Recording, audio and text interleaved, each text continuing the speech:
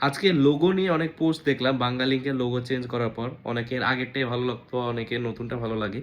তো এটা নিয়ে আমি চিন্তা করতে করতে একটা জিনিস মাথায় আসলো যে ইসলামিক অর্গানাইজেশনগুলো আছে, আপনি যদি চিন্তা করেন আপনার মাথাও ২-৩টা নাম আসতে পারে।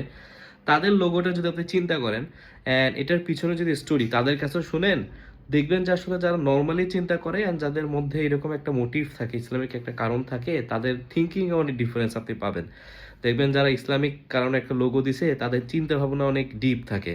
তারা হচ্ছে আচ্ছা এইভাবে করলে হয়তো সওয়াব আসবে, বা তাদের ভিশন সবকিছু অনেক সময় ফুটে ওঠে আর তাদের ইন্টেনশনটাই অনেক আসলে ভালো থাকে। যেটা অনেক সময় বড়, বড় অর্গানাইজেশনের আপনি দেখবেন অনেক টাকা দিয়ে খরচ করছে, তারপরে খুব দামি ডিজাইনার করছে, খুবই সুন্দর কালার কম্বিনেশন হয়তো। কিন্তু আল্টিমেটলি সেই একটা স্টোরি মিসিং থাকে, যেটা আমি নিজের ক্ষেত্রে দেখেছি যে ইসলামিক অর্গানাইজেশনগুলো থাকে। যে তাদের লোগোর পিছনে একটা স্টোরি থাকে।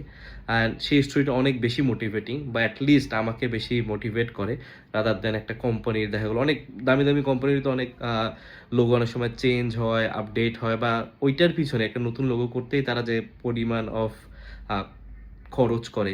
কিন্তু ওই স্টোরিটা আমার মনে হয় যে ইসলামিক অর্গানাইজেশনগুলো আমি দেখেছি তাদের মধ্যে আমি বেশি পেয়েছি।